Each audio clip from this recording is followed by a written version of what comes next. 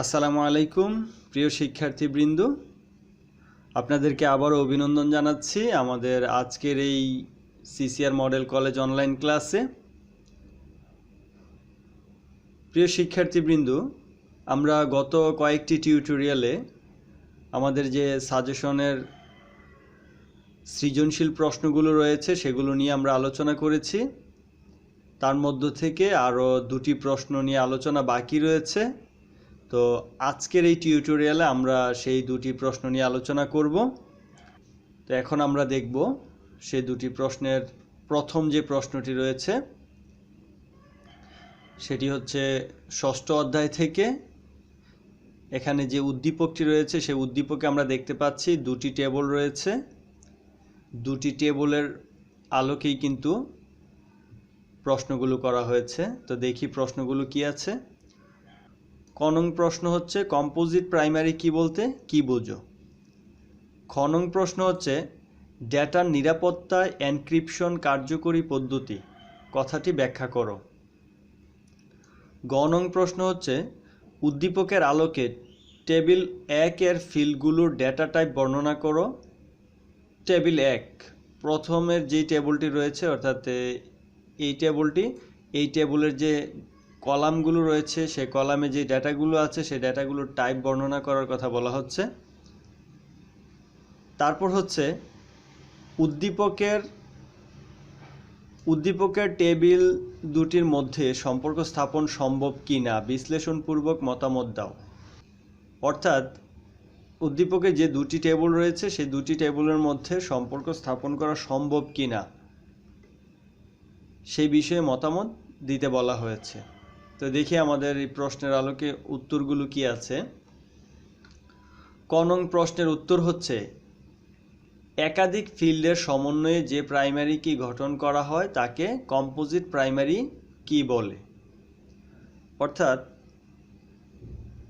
একটি টেবিলে যখন একটি কলামের উপর ভিত্তি করে প্রাইমারি কি ঘোষণা করা যায় না তখন আমাদেরকে দুটি কলাম নিয়ে প্রাইমারি কি ঘোষণা করতে হয়, আর এটিকে কম্পোজিট প্রাইমারি কি বলে।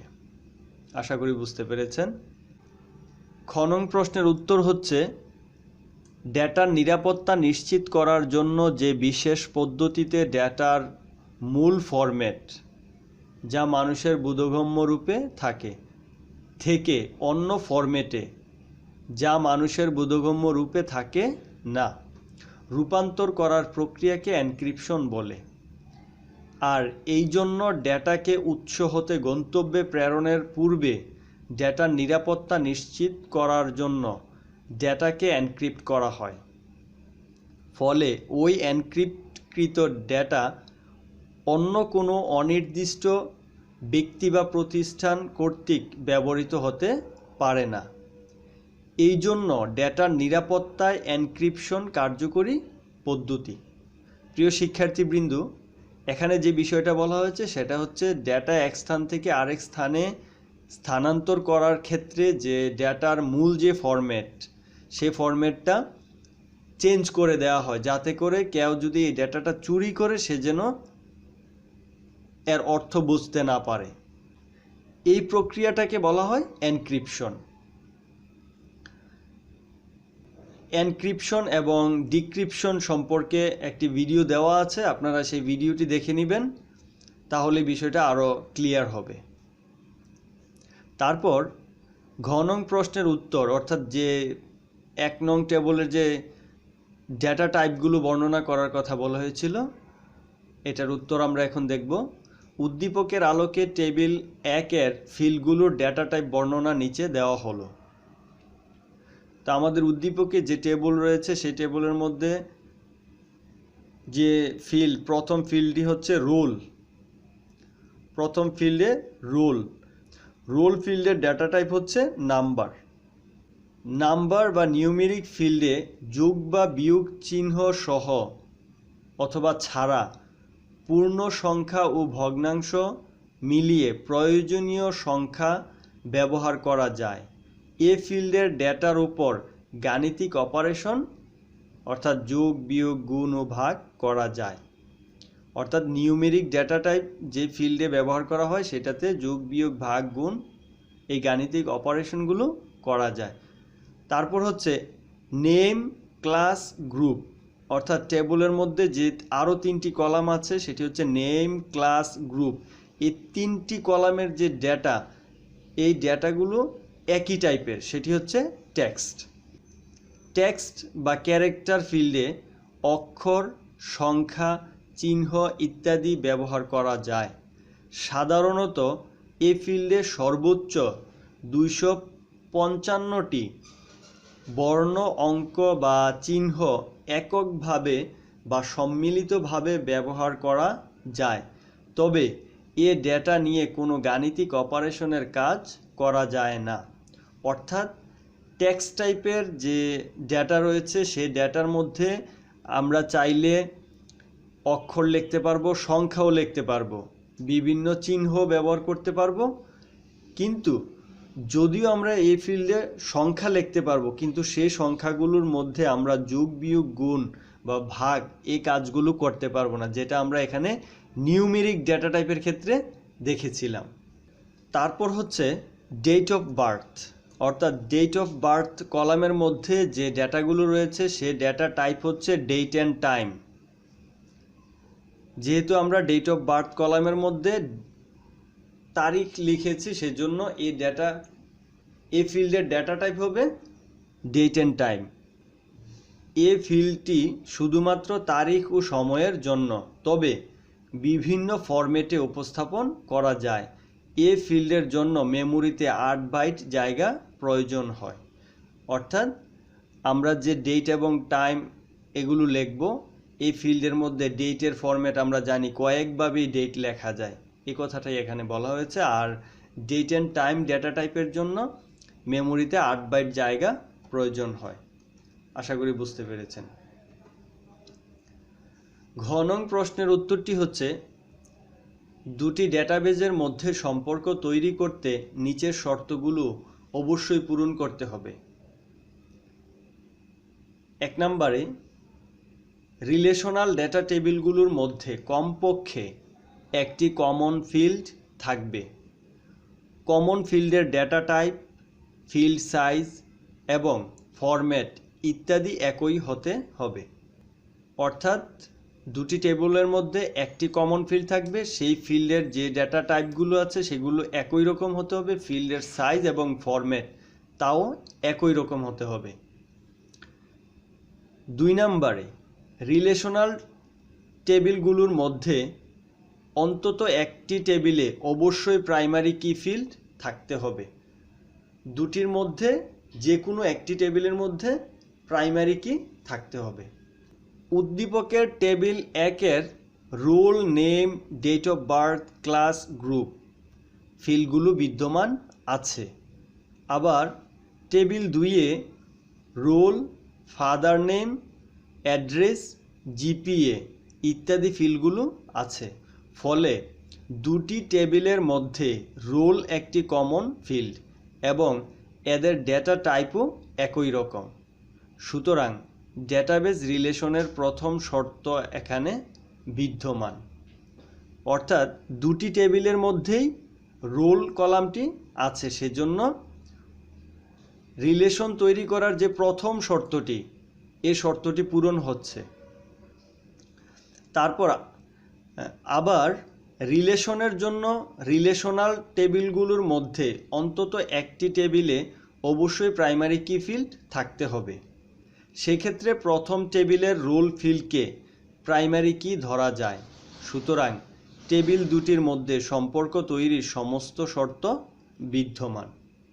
উপরে যে দুটি শর্ত দেওয়া হয়েছে সেই শর্ত দুটিই কি টেবিল দুটির মধ্যে বিদ্যমান আছে। অতএব সুতরাং উদ্দীপকের টেবিল দুটিতে রিলেশন বা সম্পর্ক তৈরি করা সম্ভব। আশা করি বুঝতে পেরেছেন। তারপর আমাদের যে প্রশ্নটি রয়েছে সেটি হচ্ছে, নিচের উদ্দীপকটি লক্ষ্য করো এবং প্রশ্নগুলোর উত্তর দাও। এখানে আমরা একটা টেবিল দেখতে পাচ্ছি, এইচএসসি রেজাল্ট 2019 নামে। এই উদ্দীপকের আলোকে যে প্রশ্নগুলো রয়েছে, প্রথম প্রশ্ন হচ্ছে এন্টিটি কি, দ্বিতীয় প্রশ্ন হচ্ছে ডেটাবেজে দুটি টেবিলের মধ্যে রিলেশন তৈরির শর্তসমূহ লিখো। গ নম্বরে হচ্ছে উদ্দীপকের টেবিলে কি ফিল্ড তৈরি করে তা ব্যাখ্যা করো। ঘ নম্বরে হচ্ছে উদ্দীপকের টেবিলটি এসকিউএল এর মাধ্যমে তৈরি করে প্রথম রেকর্ডটি কিভাবে অন্তর্ভুক্ত করা যায় তা বিশ্লেষণ করো। অর্থাৎ এই যে টেবিলটি আছে, এই টেবিলটি আমরা এসকিউএল কমান্ডের মাধ্যমে তৈরি করতে হবে, করে প্রথম যে রেকর্ডটি রয়েছে এই রেকর্ডটি আমাদেরকে ইনসার্ট করতে হবে। তাহলে আমরা দেখি উত্তরগুলো কি আছে। প্রথমে আছে এন্টিটি কি।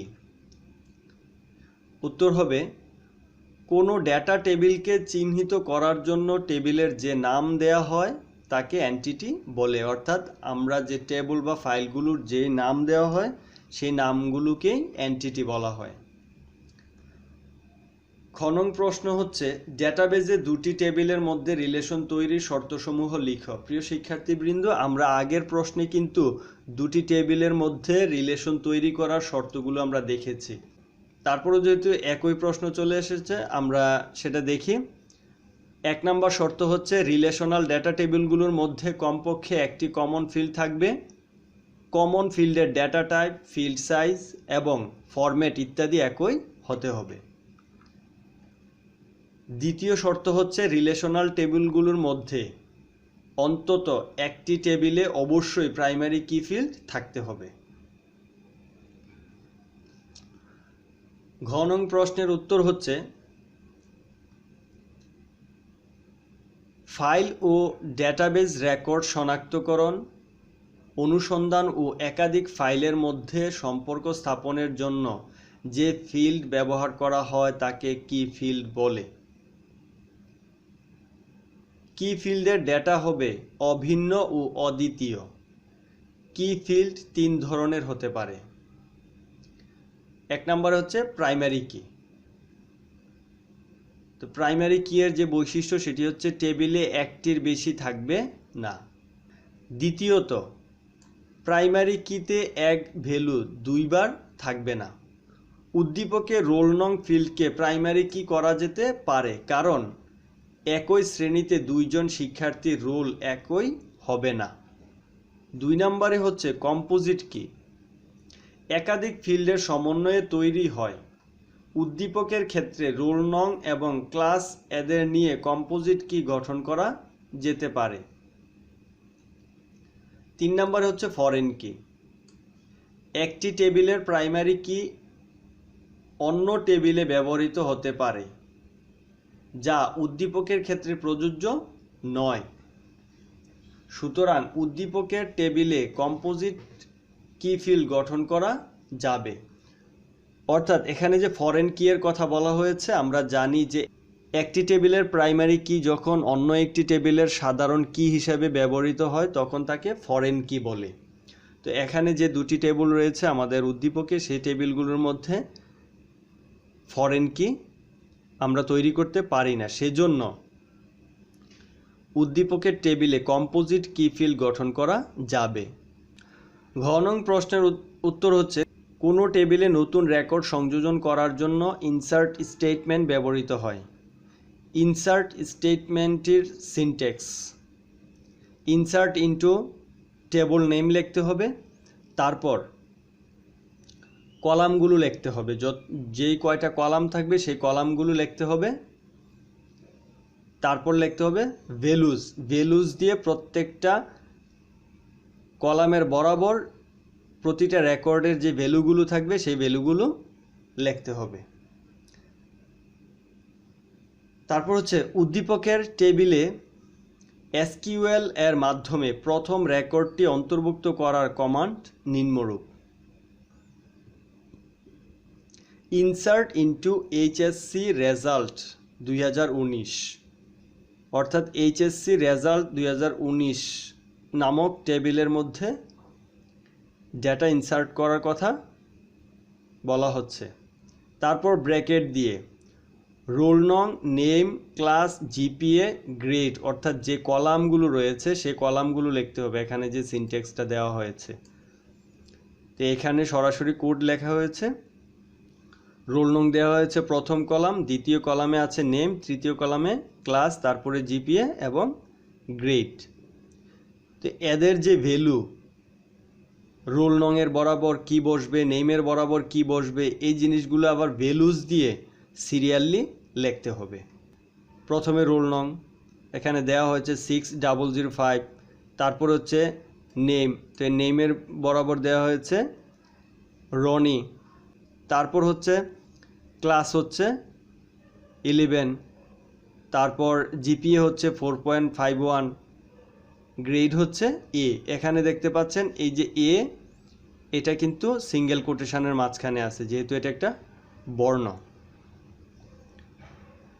তারপর হচ্ছে ইনসার্ট স্টেটমেন্টের সাহায্যে টেবিলের যে ফিল্ডগুলোতে রেকর্ড অন্তর্ভুক্ত করতে হবে তা উল্লেখ করতে হবে। এরপর ভ্যালুজ স্টেটমেন্ট দ্বারা প্রথম রেকর্ডটির মান যেমন রোল, ক্লাস ইত্যাদি তথ্য দিতে হবে। অর্থাৎ এই যে ভ্যালুজ দিয়ে যে তথ্যগুলো দেওয়া হয়েছে সেটার কথা বলা হচ্ছে। এভাবে টেবিলে এসকিউএল কমান্ডের সাহায্যে প্রথম রেকর্ডটি অন্তর্ভুক্ত করা যাবে। প্রিয় শিক্ষার্থীবৃন্দ, আশা করি এই দুটি প্রশ্ন নিয়ে যে আলোচনা করা হয়েছে এগুলো আপনারা বুঝতে পেরেছেন। যদি কারোর কোনো সমস্যা থাকে তাহলে আমাকে গ্রুপে জানাবেন, এবং ষষ্ঠ অধ্যায়ের যেই ভিডিওগুলো দেওয়া আছে, যে ক্লাসগুলো দেওয়া আছে সেই ক্লাসগুলো একটু দেখে নেবেন, তাহলে জিনিসটা বুঝতে আরও সহজ হবে। তো আজকের মতো এখানেই বিদায় নিচ্ছি। ভালো থাকবেন, সুস্থ থাকবেন। আল্লাহ হাফেজ। আসসালামু আলাইকুম।